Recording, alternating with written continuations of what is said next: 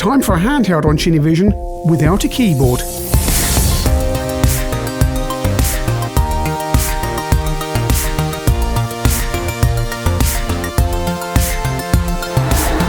Here we are, back at the table at last.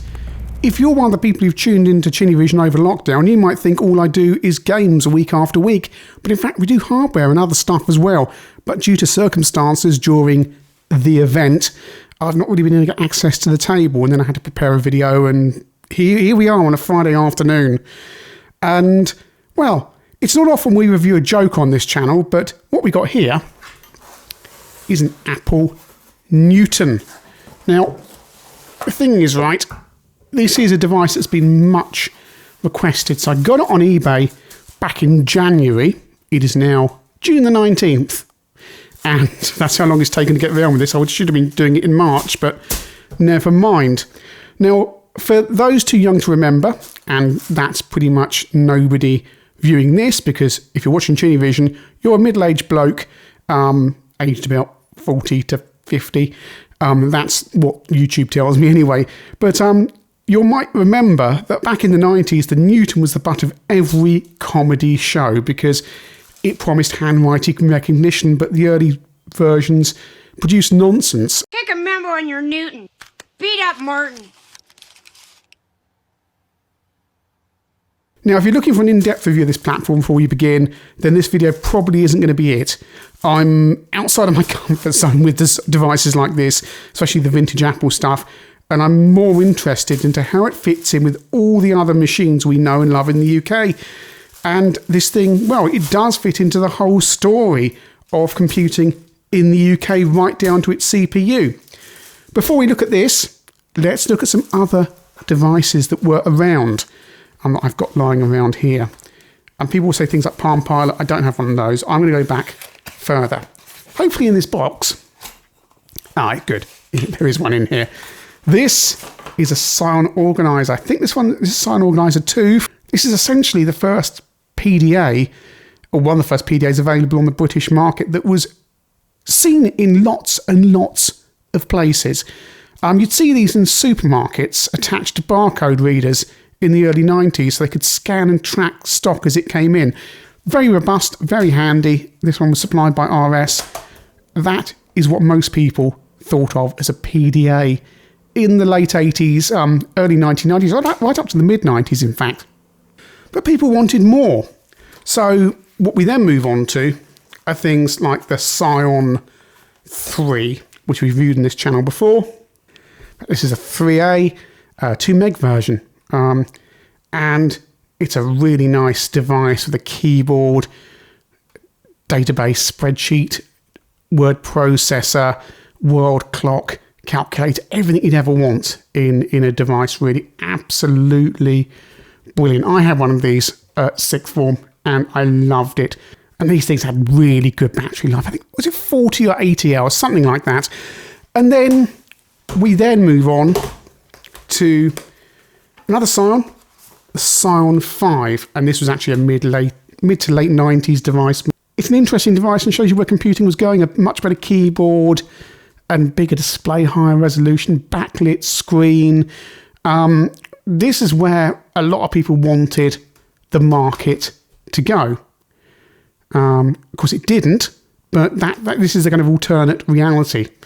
And there were other devices. The reason I'm showing you this is because of the Newton and the design philosophy behind it. So let's look at the device I've got over here. And that's just context there. Everyone's probably already tuned out. But that's ChinnyVision.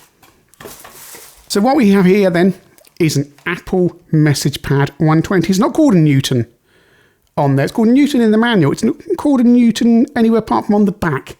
Here it says Newton Messagepad 120. But on the front, it's called a Messagepad 120. Well, that's intended what it's supposed to be, I suppose. It has a stylus in there that pops out. Isn't that cute? Bet these are expensive to replace. Goes back in there and it presses in. This is not Steve Jobs' device, by the way. He wasn't around at the time. That opens up there and you get some text on the top there to tell you information about When writing, make sure the text recognizer is on. When drawing, make sure... I mean, this is like these stupid things you get in cars. It's things to remind you of how to use it. On-off switch is there. Other side, you have some kind of that's a power port there. 8-pin non-standard Apple connection port thingy there. There's a button there which I think pushes up the PCM-CIA there, and an IR port on the back or the top there. Apple started developing the Newton in 1987, and the first versions were released in 1993. The platform had a 5-year commercial life, but was axed by Steve Jobs on his return to Apple. Jobs disliked the fact you couldn't write on the screen with your fingers, and the machine was struggling in the market against devices such as the Palm Pilot. When designing this machine, Apple needed low-power processors that would be beefy enough to do the job. Low cost and powerful, well, the obvious answer today is, of course, ARM. Apple had heard that in the UK, Acorn had developed this chip for the Archimedes range of computers and promptly made contact. Discussions went well, and the company called Advanced Risk Machines was set up as a partnership between Acorn, Apple and VLSI, who were the people who produced the chips for Acorn. The company could have in fact been called Acorn Risk Machines Limited, but strangely enough, Apple vetoed that idea. And the company still exists today. It doesn't make chips, but instead allows others to use their designs in return for royalty payments. So what we have here is a Messagepad 120, which runs a 20 megahertz ARM 610 processor, and that was used in all models until 1997. This particular model launched in October 1994 and was sold until 96. It in fact launched just 18 months after the whole product range, and this is the 4th iteration of the Newton. And the launch price in the USA was $599. The Messagepad 120 was initially shipped with the original OS version, which did have dodgy handwriting recognition. But this unit has been upgraded to version 2 by the looks of it. And apparently later models did come with version 2, so it depends. The original owner may have upgraded this himself, or he may have, and it is a he, because he left all his data on here, or he may have just bought this version with OS 2.0 on it. Apparently the version you really want is OS 2.1, because that has the best handwriting recognition. This screen is 320 by 240, presumably 320 down, 240 across, or is it have really long pixels? And it all runs on 4 AA batteries, which are in the back here. 4 AAs and a lithium cell. Now, I put these 4 AAs in back in January, and surprise, surprise, they still work in June. I haven't used the machine much, but they're showing about 3/4 capacity, so that's really good. Apparently, runtime is 30 hours, but we can ascertain that the standby time is really good. Certainly, well, more than 6 months. And to release that battery there, you have to remove the screw there, and that is because if you remove the lithium cell, you will lose all your data because it has no non-volatile storage. Oh, I see, that button there works like that. You flick that, then it locks. It locks the PCM-CIA in place so you don't accidentally eject your software. There you go, PCM-CIA slot, presumably the earlier type as used by the Amiga and other devices. I'll take you on a quick tour of the Newton without moving the screen too much and getting the pen out here. Again, I'm not an expert on this. If you want to watch a really detailed Newton video, I'm more interested in how it compares to things like the Psion 3, and I'm sure, knowing ChinnyVision's audience, you are as well. Because this stuff was unobtainium, right? Because it was so expensive that we all had our Psions in the UK and were quite happy with these. And you heard about the Newton, you read about the Newton, but you couldn't afford one of these. These were about, it was $599 in the USA. They're probably getting on for £600-700 in the UK. Then you've got to buy the connection cables and all your software. And really, they may as well be made of solid gold leaf. For all of Apple's marketing, it's a filofax. It's an electronic filofax. It's, well, we'll see, right? Because look at what you've got down here. You've got names, dates, extras, undo, find, and assist. So really, it's storing dates. Click on there. And you can see I've been trying to use the handwriting recognition. It hasn't quite worked as well as expected. You can put contacts in there. You can use it as a diary. One little frustrating thing is that there is a little bit of a wait when you click on things. It's not instant. And the screen does require a little bit of a press, but it's not like Psion where you just press a button, it happens. There is a little icon that sometimes appears at the top there, and it just, yeah. Apparently it thinks it's March 1904, or it thinks it's 1904. I don't think that's a Y2K bug. I think that's probably just when I reset the battery. Hopefully. You've got a to-do list, you've got a month view, you've got a week view, you've got a day view. The person who sold me this left all their data on it, which I've kindly erased. It looks like they were using it right up to about 2000. But if you are selling your devices online, do make sure that you take the data off them. Don't just get out of the attic and stick it on eBay. Because, okay, the data's 20 years out of date, but even so, do you want me to see your entire diary for 1999? Because that's what you left on here, man. I just made a few adjustments to the screen. I hope you can see it. I can barely see it here. So you've got all that. You've got your dates. You've got a thing called extras, which you click there. You've got email, which you'll connect with via the kind of non-standard communication port there. You can make calls because it can dial up DTMF tones and play them out via this tiny speaker down on the corner. Down there, you can access your PCMCA card. You can manage your connection. You've got a calculator, formula, which is presumably a scientific calculator, time zones, clock, styles, which is a drawing thing, Newton Tor, handwriting instruction, and nationality. Nationality? I can't read that. Notation, that's the handwriting recognition software. So and the whole thing about this, and I've taken a long time to get to this, with the Newton, is it has handwriting recognition. You could actually, instead of writing on a keyboard, you wrote on the screen, you trained it to your handwriting, it would recognise it and put it in. So it was like a mobile filofax. We take this stuff for granted now. Well, we don't, really, because at the end of the day, who actually writes on a screen these days?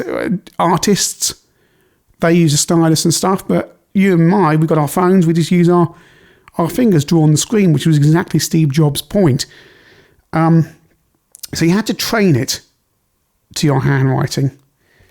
Our battery life is there, so you can see it's about 75%, and it's been used for about an hour in the past 6 months, so that's pretty good. Volume control for the tiny speaker. And you can rotate the screen. It says a few seconds. What it means is many seconds. Now, this is something we take for granted today.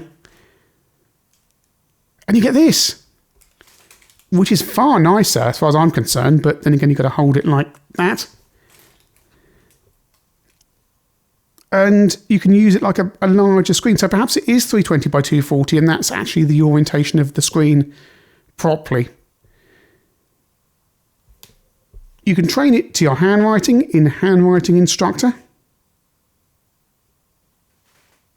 Although then you get told you cannot operate in this orientation. So what is the point of being able to change the orientation?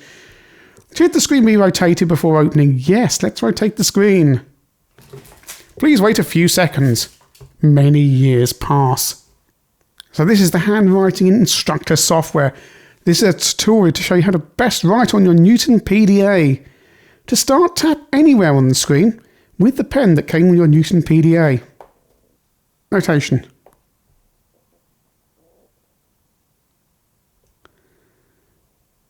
Right. Oh, it's a Newton list manager. It's a list manager. I just want to draw. Oh, hang on. There's still data here. Well, I thought I'd erased all the data on here, but clearly I have not. Well, this is probably, I mean, we don't know who this is, but there's clearly data still in here that, again, I know it's old, but do erase your devices before you sell them. Or erase them before you put them in your attic and forget you've got data on them and give them away. When was he last using this? 2002. At the Rodney Bewes Museum, I can't read that from here. Handwriting recognition. My handwriting style is printing or cursive connected letters. I'm going to go for printing. So we've tweaked it there. So I'm going to be printing my handwriting. I'm not joined up because I was never good at joined up writing. We can configure it for a guest user. We can align the pen. We don't need to do that. So we can click out of there and we can then configure what type of text we want to put in. Ink text, where we just draw on the screen, or text. I want text there. We've got a diary entry. I want to, at 4 p.m, 5 p.m, say, visit Rod Hull. Bleeding done it, hasn't it? It's gone and done it. Wow. I think I've been here before. I don't think that's actually Belinda. I just think I've been on here before. Let's see if the handwriting recognition works better now. So let's try the UK is Belinda. I've probably not spaced that out right. Yes! It works! It works! It works! That's so cool! That is so cool. I was always led to believe these things were rubbish and you need to train them how to do your handwriting. That is the difference between that one setting. That's what I was just played with on the default, or what it came with. And it came out with the UK UD is Belinda NS. And actually, if you just configure it properly, just a couple of settings, it's working. That's brilliant. That is fantastic. And I think you can also go shapes and go circle. Draw a circle. It should turn it into a circle. No? That's not a heart for Belinda. I want to stress that. It's just a bad circle. Let's draw a triangle. Oh, it's got the triangle. It's got the triangle. Now it looks like I'm writing hearts to Belinda, and it looks like this looks really weird. Square.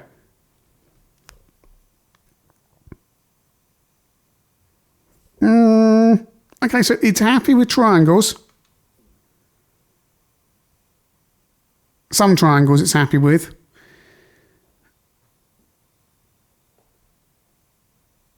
Sketches. Let's try sketches. I need to erase all of this. Can I erase that? I can. So there's an elephant in the room there. There was a device that came out before the Newton that had handwriting recognition and was an electronic filofax. You're a regular ChinnyVision person. You know of what I speak, and I struggle to keep it stylus in its case. Ta-da! It's the Amstrad Penpad. Alan Sugar completely independently came up with the idea for a electronic filofax with handwriting recognition and to sell it to people. And actually it came out before the Newton, just by a few weeks. Amstrad didn't know the Newton existed when they were developing this, although halfway through developing this, they got to learn of this. Now, there's a whole video on the Penpad, on the channel, which I'll link in the description. And they were all coated in this lovely soft touch rubber when they were new. Unfortunately, that turns to gunk with age, and it was coated in liquid hatred by the time I got it here. And Back Office Show kindly chemically treated and took it off. So it would have looked much more closer to the Messagepad when it was new. This doesn't have soft touch, but it was more matted and more refined as opposed to cheap, shiny plastic. The Penpad opens up like yay. And this one doesn't have batteries in, but it is an electronic filofax. It can do a lot of what the Newton can do. And it's user-friendly. Oh, Amstrad like their user-friendly icon at this time. Doesn't have comms in the sense that this does, and email and stuff. But it costs far less, is lighter, a bit. This got no batteries in this, says. Names, phone numbers, addresses, dates, appointments, it's all there. You can make notes, draw diagrams, and even if you use 500 pages, it's still no thicker than this. £299.99, the Amstrad Penpad. It's science fact, not science fiction. The big difference here between these two, today, looking at these, is this one has handwriting recognition that works and runs a ARM processor. This runs on a Z80, and try as you might, and with lots of effort, you'll get the handwriting recognition kind of working. I mean, you saw this was no effort at all, basically. Once I configured it and found to tell it what kind of writing I was put in, it's suddenly working. This, well, the screen's horrible to write on compared to that. And it's just scratchy and horrible and cheap. Whereas this costs a lot more money, remember. I don't want to use that stylus on that screen. So, yeah, I mean, these were the two big devices in the UK market. The Newton costing probably getting off twice as much as the Penpad. The Penpad is a brilliant idea. When it works, it actually works nearly as well for addresses and stuff as the Newton. If you just want a portable filofax, the Penpad is a much better value proposition, but you've got to train this one to recognise your handwriting, and boy, that is a job, and even then it won't do that good a job at doing it. Whereas this will work straight out the box. Now, we've got the Messagepad here and the Penpad here. If you're asking me which of these devices I'd rather have, it's clearly the Messagepad, but money would have to be no object. But in fact, even if money wasn't, if money was a problem and I wanted to spend far less, then there's a device I'd much rather have, and that's a Psion 3. Because, okay, it doesn't have the cool handwriting recognition and stuff, but it has all these applications built in. It does more than this does with the stuff built in. It's got 2 slots for software. You can download software onto it via, again, another proprietary port there, but I even had a version of Manic Miner running on this. It's got a really nice screen for typing on, and it does all this cool stuff. And it fits in your pocket, and you get loads of hours out of it. I used to go in my jacket pocket. And with the best will in the world, that is not going to go in your jacket pocket. It's got to go in a bag. It's heavy. So I think the Newton was a device looking for a market that probably didn't exist. It was too expensive. It did too little out the box. The handwriting recognition is cool as anything. Even today, that is cool as anything. But being cool isn't good enough. The functionality is just a little bit, it's not quite what you expect from Apple, having to click on too many buttons and go through too many things. And yeah, Steve Jobs was right. You expect to touch it with your finger or any device you have around. And I don't want to put a ChinnyVision pen on that screen and scratch it up. Ultimately, these handwriting recognition devices were never really adopted by the public. And eventually we all ended up with a computer in our pocket with a smartphone. Anyway, for my money at the time, I'd much rather have a Psion 3 for a quarter of the price and with far more possibility. You can even program this thing. It's got an OPL programming language built into it. These are amazing. They're not as cool as the Newton, but cool doesn't and shouldn't always win the day. Cool device, but yeah, sorry, I still prefer the Psion.